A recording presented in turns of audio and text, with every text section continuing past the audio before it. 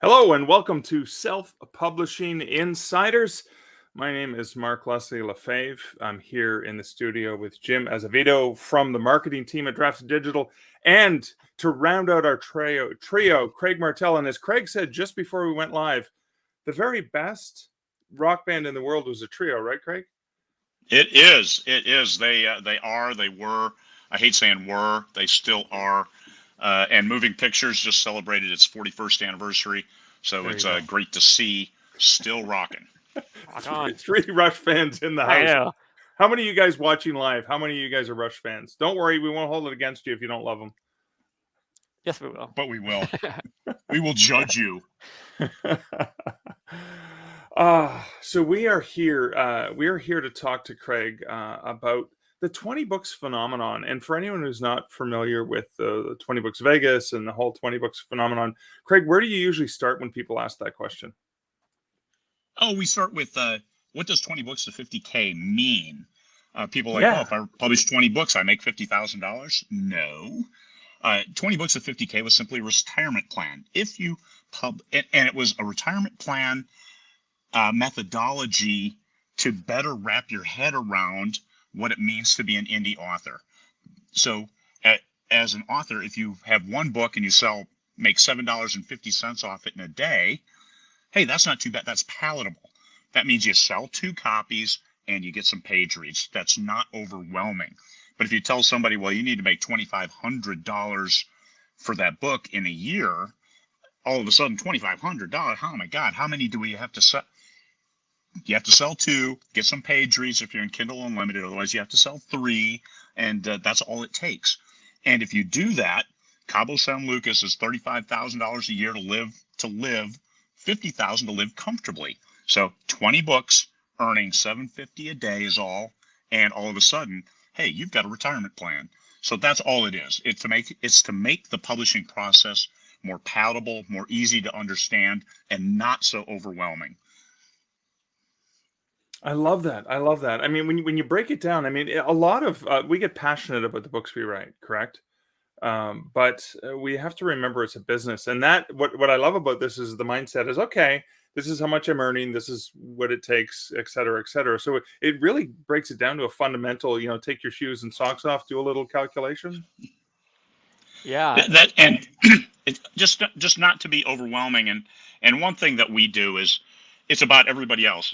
One of our sayings is a rising tide lifts all boats. Mm-hmm. So it's all of us together. We deplore the competitive and competition mindset because the readers can read far more than we can write.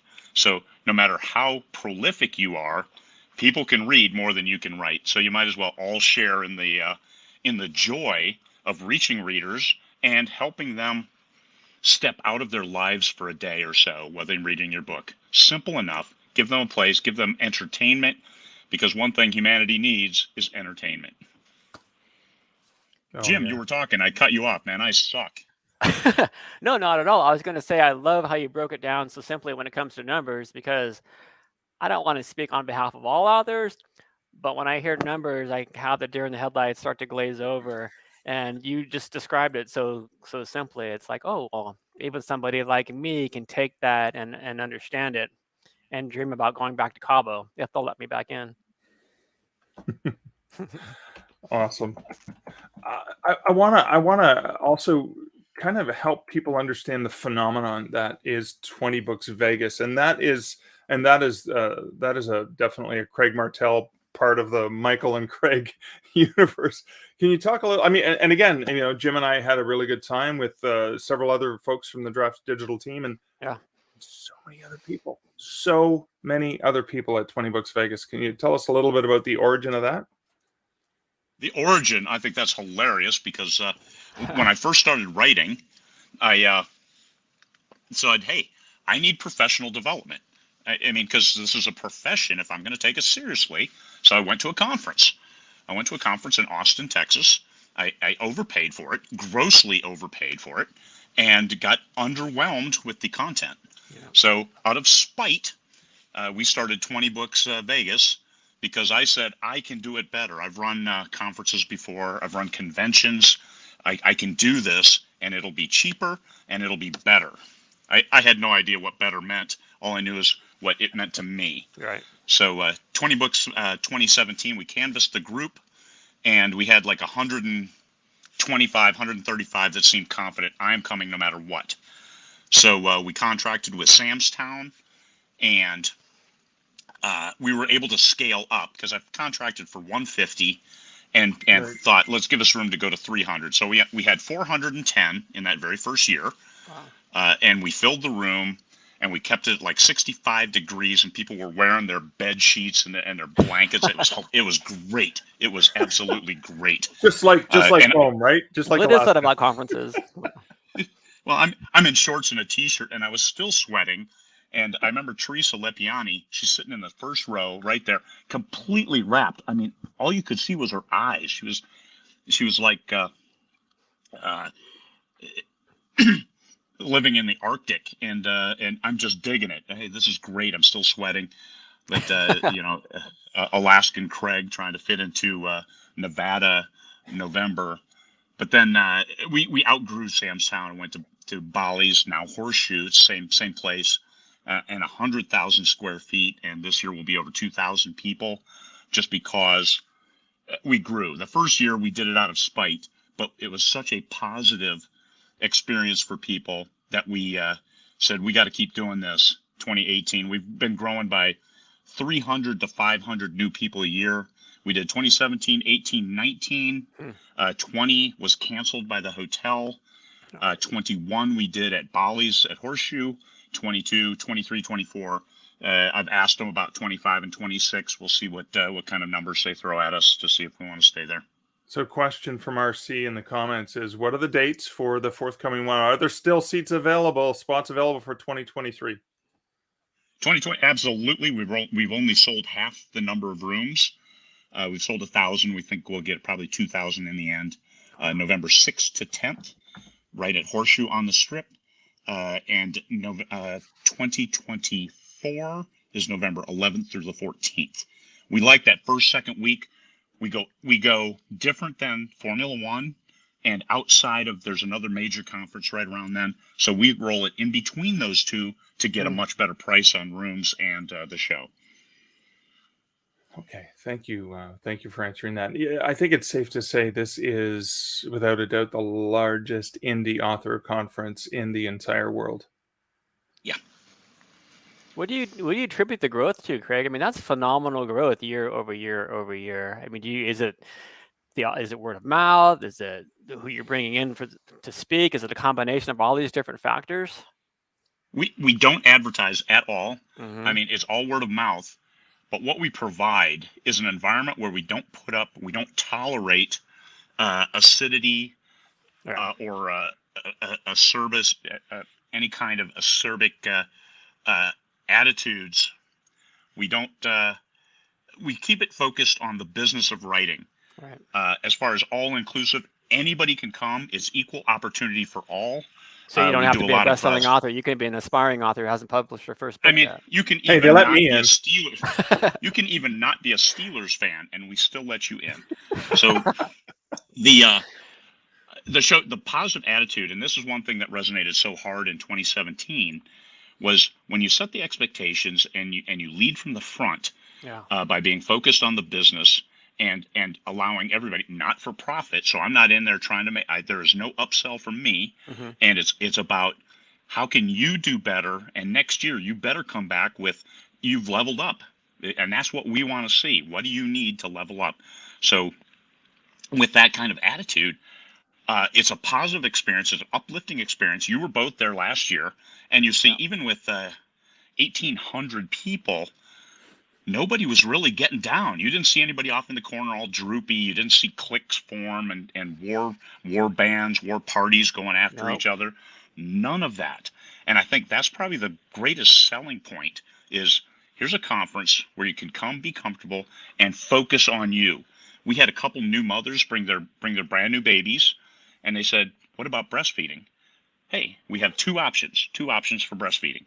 You can go in a private room, or you can feed your baby right there while watching the thing. We don't care because it's about the material that's being presented. It's not about the people in the audience. And we had the grandmother brigade, which said that they'll go beat anybody up who who gives a nursing mother a hard time. But no, we didn't allow anybody to get beaten up. But there was no need to, because it's just the tolerance of, we're focused on the message of the speaker and not anything else. And the message of the speaker to how I can fill in the foundation of my business. Yeah. And that goes for every single attendee. It's about you improving. It's not about me improving. And I think that's kind of the selfless approach, and why people find the conference so compelling. And our guest speaker, we don't pay any guest speaker. I mean, we might provide a room. We might help a little bit with airfare or driving. But generally, the guest speakers pay their own way. They come, they try to get something out of it for themselves. And that's, we've also formed the mastermind group for people making about $500,000 or more a year.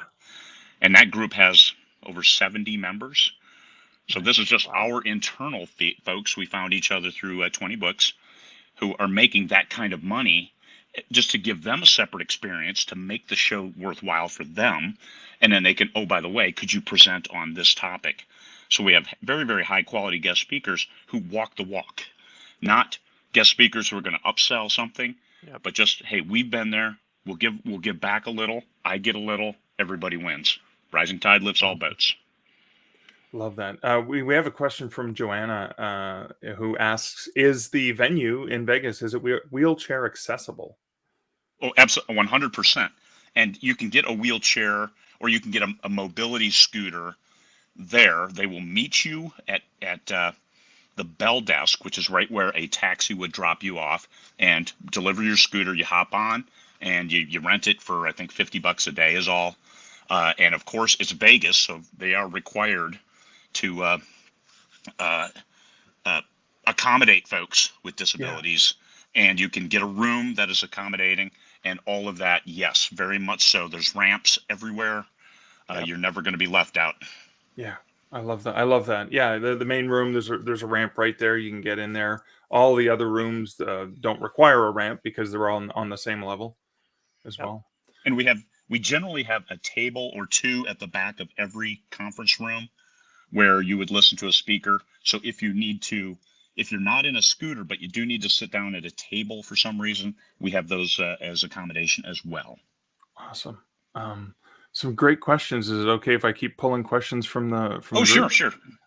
First, just a positive comment from Lexi. Lexi says, for a Spike conference, I can certainly say I learned so much about the business of being an indie author in 2020 at 20Books Vegas. And let me see. We also had, so this is a question about from RH, who says, for those of us in the publication end, proofreading, copy editing, service providers for various publishing, what can 20Books offer beyond meeting old friends and authors and newbies? Access being the big thing. And vendor day, the very first day of the show, the reason we have that day is trying to check in 2,000 people right before we start the conference is a little bit of a monumental effort. So we thought, let's take a whole day to check in people. And, oh, by the way, let's give them something to do. Go talk with the vendors. So if you're a proofreader or an editor, get a table on vendor day and sit out there and throw out your flyer. And I expect you'll get enough clients with 2,000 authors that it'll pay for your trip. But also, you meet with them, and we have a lot of panels where, as an editor or as a proofreader or as any of the author service kind of professions, that you will be able to improve your game, because you'll listen to craft presentations on how to write better, on how to write more engaging characters. So when you're reading and proofreading, you might be able to add a little bit extra and say, this character isn't gripping me, but now I know why. And then be able to provide that feedback too. And what is the value of being able to provide the 2 cents worth here and there in a manuscript? Yeah, if I can jump on to the tail end of that, Craig. Last year was my first year at 20Books, and 10 years at Smashwords, and joined the Draft Digital team following the acquisition last year. And that first day, that vendor day, blew me away, because all of us who are service providers, we've been to more than our fair share of conferences. and there was just a steady stream of people coming out that entire day. So much, in fact, that you're changing things around this year, right? Because it was so busy that we're like, I'm kind of getting a little hungry here. Yeah. And this year, from what I understand, Craig, and correct me if I'm wrong, but vendors were like, we're so busy, we appreciate that traffic so much that you're actually going to bring in some snacks and stuff for the vendors because there's literally that much traffic. Oh, you bet. And that's, I heard from one vendor, just one last year, that he was so busy he wasn't able to break free for lunch or even grab anything. And you can't bring outside food into the conference area because it's part of our contract with catering that they have to provide. So as the second I heard that, I'm like, no. There's that room at the back of the event center, and what we'll do is we'll put catering in there for people wearing the red lanyard, which is the vendor lanyard, and only those people. So we'll put one of our door monitors there, and anybody with a red lanyard, you can run in there real quick, grab a snack. We'll have various bars, muffins, and we'll try to get something meaty, cheesy, super pleasy as well, like a breakfast sandwich that's noonish, because you'll be there setting up from like 8, 9. Doors open at 10 to noon is going to be a massive rush. And then people will still be there throughout the afternoon. But if you can break free for 5 minutes to go grab something, chow down, hit the bathroom, and then come back, you guys will be much better. You'll be on your game. Our people will be serviced better because, hey, you'll be sharp and can do what you need to do. We also have, because people will share rooms. My target was $1,000 or less for somebody to get to the show, stay there, do the show, eat, and then go home for $1,000. Well, because of prices nowadays, it's about $1,500 is what somebody's really going to need. And that's the conference fee, that's food, that's a hotel room that you might share. That's some travel expenses, either driving if you're within driving distance, or a cheap flight if you're flying. And if you're hard pressed, because people come on a budget, on a real tight budget, we will have, I think we already have about $3,300 worth of $25 Subway and CVS gift cards that they're there to give out, because we don't want anybody going hungry. So if you have to if you're looking at your budget saying, let me go get ramen, or let me break the peanut butter out of my bag, you might want to just stop by. My sister will manage that, and we'll be discreet. Just grab a $25 Subway gift card, go get yourself a sandwich or two, and get something good to eat so you're not distracted. We don't want anybody distracted during the show. Focus on the material being presented and fill in those gaps in your business foundation. That's huge. I don't know of another conference that does that offers anything like that. Do you, Mark? No, not really. When you think about, you just think, and again, Vendor Day was just incredible. It's just gotten better and better every year. And what I love is meeting people who, for example, say, "Hey, Draft to Digital, I've heard about you. What do you do?" I was like, "Oh, good. Yes, let's have a chat here. How much time do you have?" That kind of stuff, right? So it was really, really great. I did see some comments about the breadth of panels. Even SD says, and as an attendee, she was learning so much talking to the vendors. Didn't have time to eat lunch either. So that's a good sign when there's so much. Definitely a good sign. Right? Yeah. And let me not take the credit for that. Jamie Davis, he is responsible for Vendor Day. He makes sure you guys are set up, that the booths are where they need to be, that the signs out on the table, which table is yours when you get in on that Monday morning, and the communications back and forth as you're building up. And if you have a discount coupon, we'll throw that into our newsletter. But Jamie Davis manages all of that. My role that I've kept is just the overall, but also the programming. I want to make sure that we fill in the right amount of craft, the right amount of business, the right amount of branding and stuff like that. What's right for authors at all different levels. I love that. So this is a phenomenal place. Jen Green handles. We have Jen Green is also a deputy moving in. She took care of the audiovisual last year because she was amazing. Yeah. Yes, and Ira, she dealt with people Ira like me, last minute people. Those good AV people are worth their weight in gold. Yeah, what the AV team, Ira Heineschen runs those, runs them. Jim Slater runs the room monitors. My sister runs check-in. It's a huge event. I think we had 139 volunteers last year. And once again, we're not paying people. We just give them a little different, little extra swag. It's the one thing that I was always raised with was you don't have to be the best. You just have to surround yourself with the best people. And that's, as an author, rising tide, right? Hey, it's not me, it's us. So as long as us is squared away, then we can make good things happen for everybody. Cool. Yeah. Speaking of good things happening for everybody, not everybody is going to be able to make it to Vegas for the week, etc. Whether it's budget or whether it's just, life commitments where they just can't get away for a few days. So Susan asks a really great question. Will any part of this event actually be virtual so people can still benefit from it? Good question. We had some serious connection and feed issues last year, whereas the previous year we were pretty good, but it was starting to overwhelm our team. So this year we're going to go back to what we did 2 years ago. However, we're going to pay a single primary member for each of the rooms to manage the recording and the sharing. Okay, we do have a virtual fee starting at $50, and the benefit of that is $50. You get all 3 days, Tuesday, Wednesday, and Thursday of the presentations. You get Ingram Spark has been very genial in giving us their code. So like 50 uploads is what you can do for a year. So you can join virtual now, and you'll get that through the year. And your very first upload, you save what the cost of the conference is.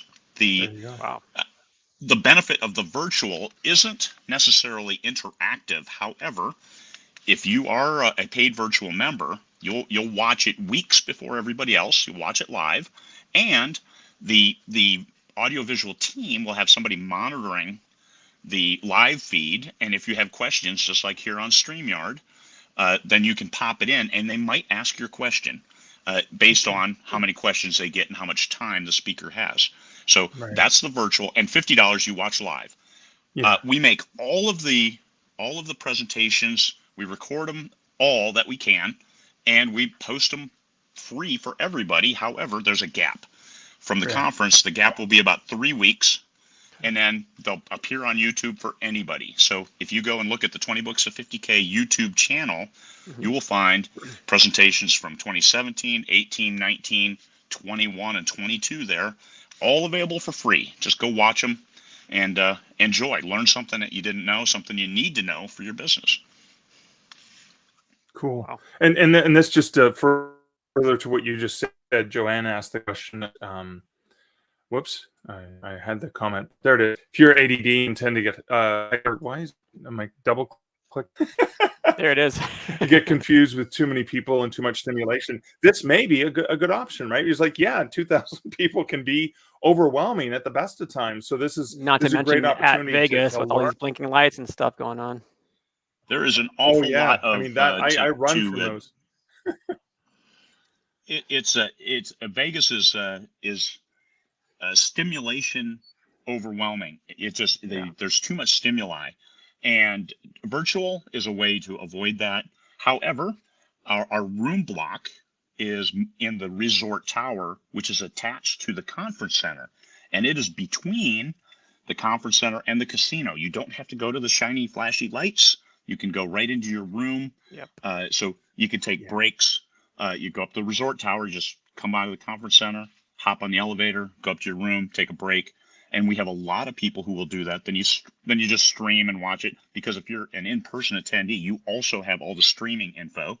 So you can get the best of both worlds, watch it virtually, and still go down and see in person some of those things that you want to see. Like me at the kickoff presentation, everybody should be there for that. Yeah. And we're lucky our booth is in the back of the room, so we get to enjoy that from the back of the long way. And that's with a long ways away from that stage. Yeah, no kidding. That is a huge room. That room will fit 4,100 people. Wow. At one sitting.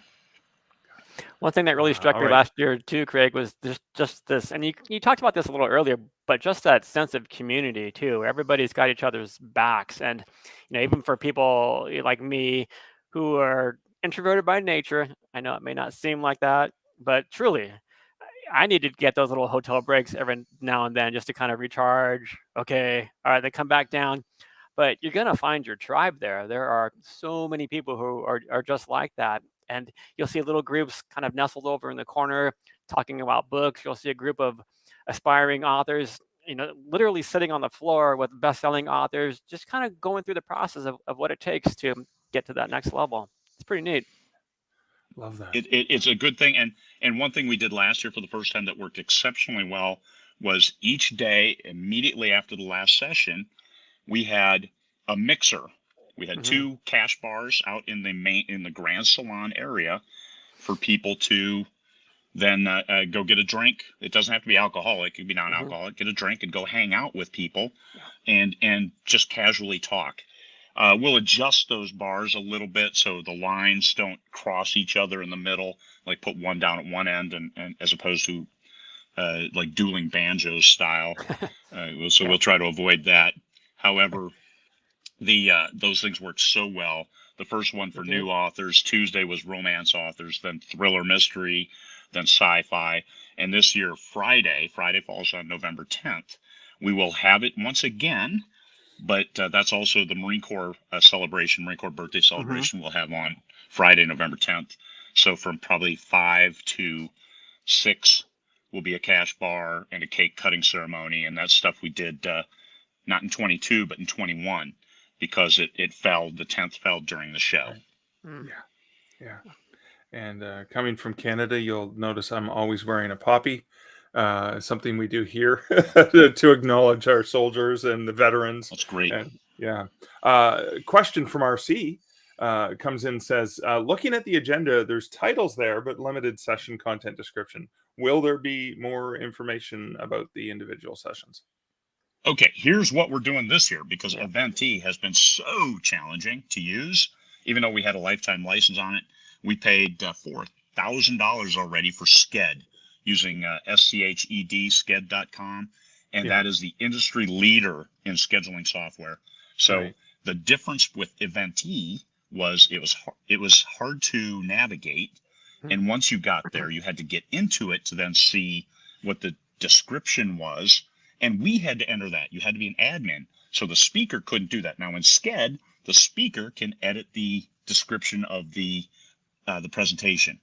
So as long as the speakers are engaged, then we'll get that, and we'll stay on top of people to make sure that they update their description. So this year it should be. All I can say is should be. I can't guarantee for any presentations I do, but you'll have the full description there. Yeah. And Sked is so much easier to navigate. I think you'll have a much, much better user experience, using an Amazon term, a user experience with the interaction with the schedule and which presentations will be best for you. When do you anticipate having some of those descriptions up so folks can see those, Craig? Oh. Probably. I have to.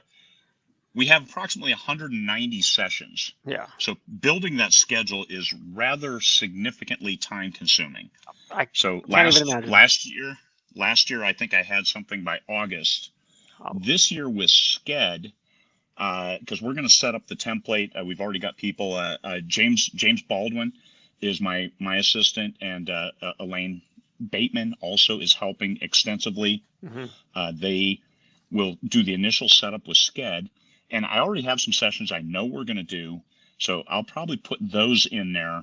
And you might see Sked and say, "Oh, geez, look at all these empty slots." Well, we'll fill them in. Oh, I don't need any. I don't need people present. Hey, I can do it. No, hang on. And this is I want to put successful people up in front of the audience. Sure. I mean, I've had people pitch me. I've got one book. I can tell people how. Hang on. Let's not that we're going to downplay that, because that one book could be extremely successful for an author. If you published one book and you made $5,000, you're already well ahead of the power curve. Sure. You have done things right, and hopefully your second book will sell 10,000 then. And these are great things. But the people I want to put up in front are those who have made $1 million or those who have sold 1 million books. And we want to keep people just so they didn't do it once. They did it repeatedly. And this is the hard thing with publishing. I've seen a number of people hit with their first book, and then their second book didn't do as well, and third book did even worse, and all of a sudden, you don't see them anymore. They disappear off the face of the earth because they couldn't replicate that success. I would rather put people on stage who can replicate the success, because then they know those internal details that go into their success. So this is I am very particular on who I put on stage. Sometimes I'll yank somebody out of the blue because that is a compelling message. But generally, you're looking for authors who have already demonstrated a great deal of success, as well as, I mean, Mark has been successful as both an author and a service provider. So I don't have any problem putting Mark on stage, Dave Chesson, Brian Cohen. I mean, there are certain people who are in the industry and are doing right by the other folks. The attendees are authors. So I have no problem putting them on stage either, because also they're a known quantity. I've worked with them for a long, long time. I mean, Dave Chesson came to the very first one, 2017. He didn't know me from Adam, yet there he was. And he's a fantastic speaker. Oh, he's amazing. And that too, yeah. And a drill sergeant of a moderator too, because he moderated a panel I was on, and I just loved his approach. It was just very, you could tell his background, like it was just very methodical and kept everyone on point, which was great. That's one thing that struck me about several of the sessions last year, was that here's this advice, but it was just very pragmatic and organized. There wasn't just one formula. There were multiple paths and avenues to getting to that success level. Okay, so question about the so many comments. I'm trying to. There was something about a link. That's cool. Is there a link to where you can register for the virtual sessions? Is that just the same main website? 20booksvegas.com. You can find the link there for the virtual, as well as in the Facebook group, as well as in the 20 Books Vegas 2023 Facebook group, as well as, I don't care if D2D shares it, because people are authors, and authors are going to want to come. It's not anything else, and it's $50. So I mean, scammers aren't going to come get us because hey, there's a cost to it. Is there a limit for free for virtual, or can unlimited virtual attendees? No. It's virtual is unlimited. We can take as many as we can get. Just understand, there's the sessions. If we have 100 people virtually watching a session and they're all submitting questions, the AV team might take one or two questions. Or if there's a repeat question, they might consolidate that and say, yes, we'll ask this one, because that's what most people are worried about. But so your virtual experience might be just watching it live and not really interacting. Right. Okay, that makes sense. And then some people are comfortable with that too, right? They're more at home. It's like, I'm comfortable. I got my jammies on. I'm just good to go. I just don't want to make any guarantees that, hey, you can watch virtually, you can submit your question, you can submit your questions. Doesn't mean we're going to ask your questions. I just don't want there to be any mistaken understanding about that. So, nothing wrong with keeping your jammies on. Oh, sorry. Author K. McCoy says, thank you for the 5-minute focus videos. They're so helpful. Could you explain? So what are these 5-minute? Because that's a virtual thing that anyone can take advantage of, right? That's when we had that little thing called the pandemic. And in March came around of 2020. And all of a sudden, everybody was, there was a lot of flailing. There was a lot of wailing and gnashing of teeth. People's lives were changing rather significantly. So what I did was I started a 1-hour daily talk show that we had guests. I think I had Mark on once, and we just talked for an hour. Give people a distraction that was focused on the business. So we did that for, 4 months, 5 months. And I'm like, hey, an hour out of my day, every day, and lining up the guests. This is really, really getting time consuming. So let me do a 5-minute focus, because a lot of people, if you look at the stats, a lot of people will bail out after a certain amount of time. So let me talk about a very specific issue for 5 minutes, and we'll leave it at that. So I started that at the end of the 1-hour thing, and I'm at now episode 628 on the 5-minute focus. I do one a day, and you'll also find those on the 20 Books to 50K YouTube channel or on my blog. I think they pop up automatically on my blog, but those are those work. Yeah, there you go. There's the 20 Books Vegas link. Go there. I think I updated it last week with information. We've got like 5 or 6 guest speakers confirmed. Oh, let me pop in the background here. Sure. Live with Draft to Digital. Let's see who we've got There we go. signed up. Who is confirmed? We have Mark Cameron is coming back this year. We have Maggie Marr is coming back. Kevin J. Anderson and Rebecca Mesta is coming back. Cool. John Truby is confirmed. Jonathan Mayberry is confirmed. Luke Gygax is coming back as well to run more D&D games for us. James Artemis Owen is confirmed. And it was just convenient because all those folks were at Superstars, which I am going to next year. We're going to give it a try again. You're going to try the altitude again? Going to meet me at the plane with oxygen, and we'll go from there. And actually, I have a concentrated oxygen generator that I'll be able to use while I'm there. Oh, that's good. Because that's the big drawback. But if I can get enough oxygen, I'll be fine. I love the show. I love the Antlers as a venue because you're all contained right there. Yeah. It's kind of like Sam's Town without the animatronics. Without the casino stuff.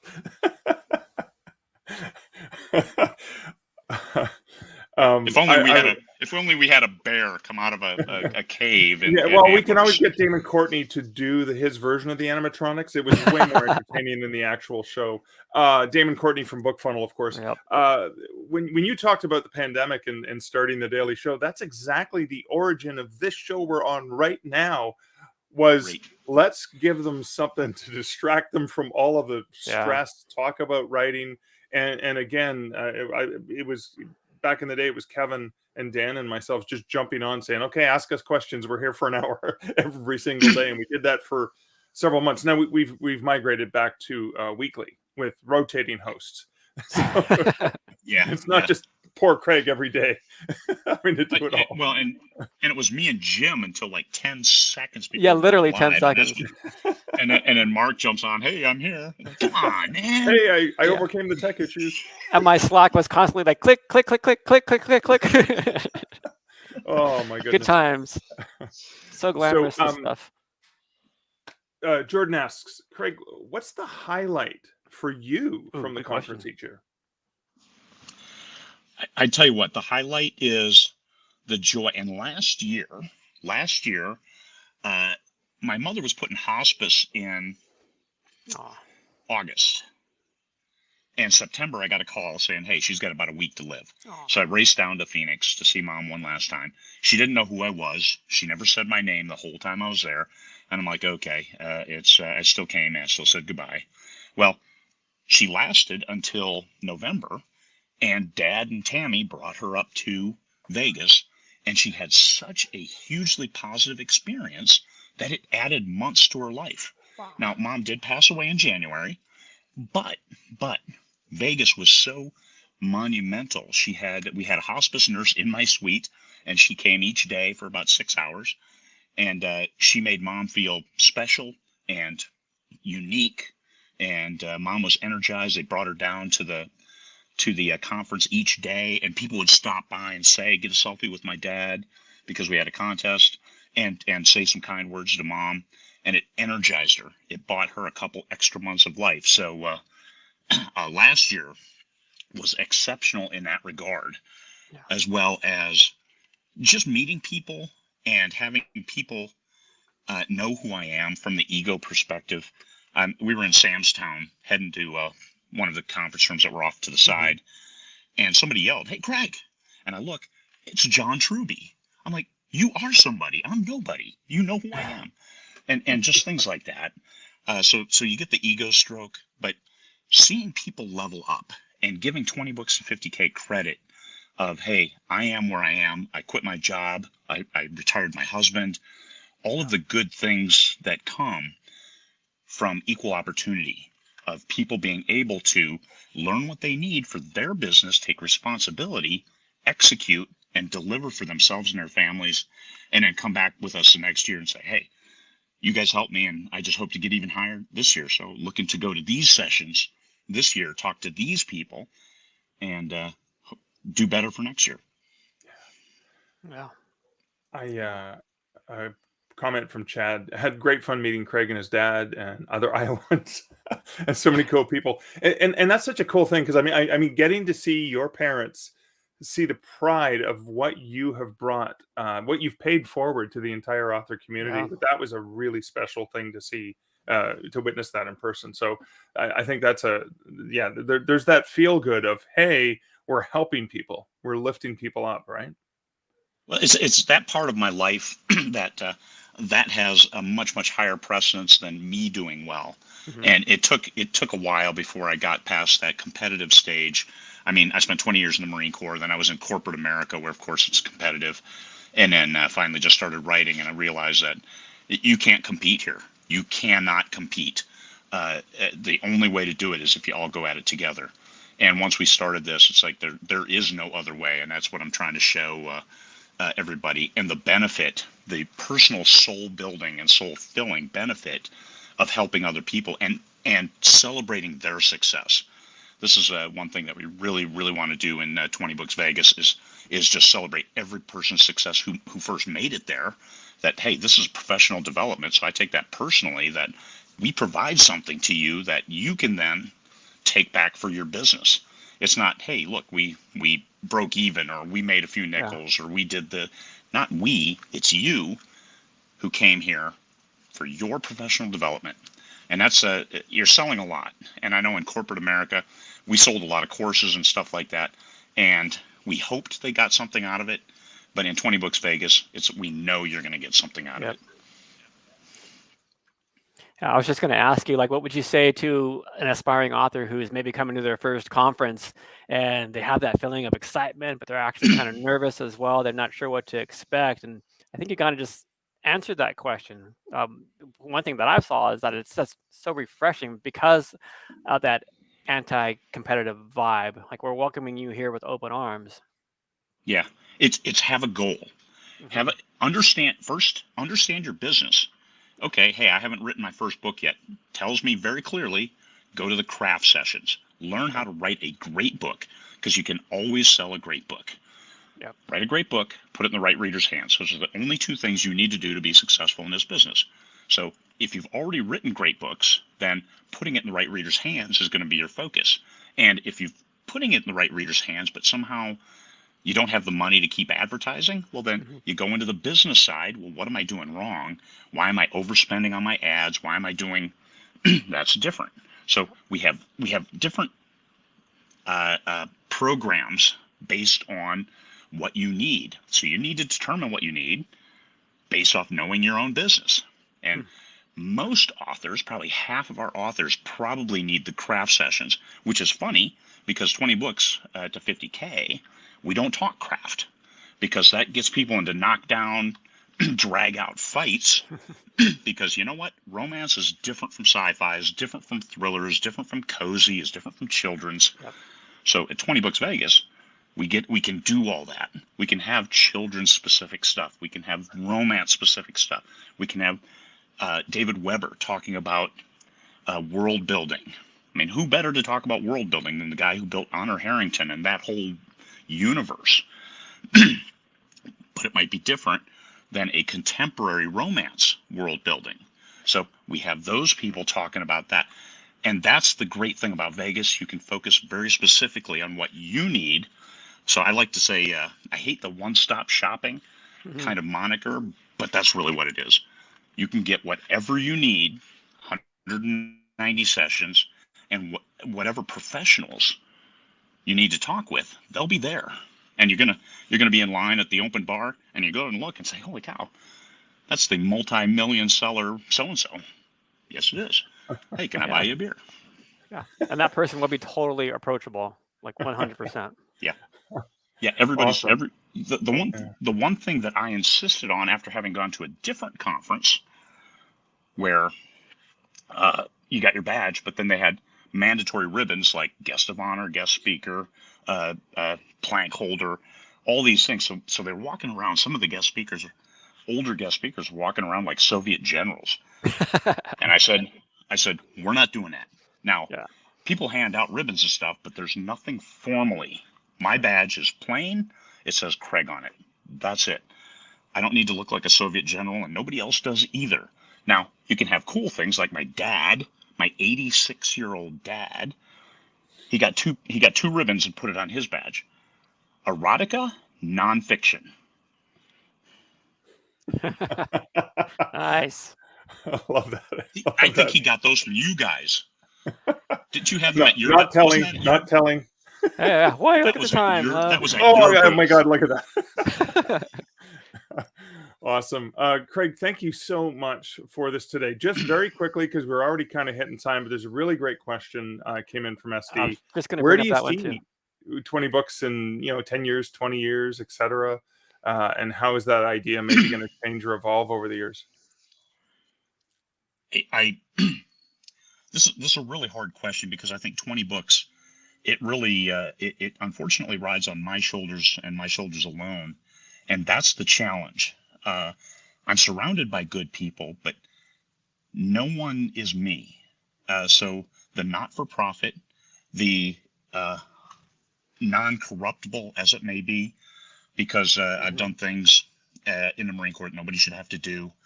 So I'm paying back with my life for the rest of the world.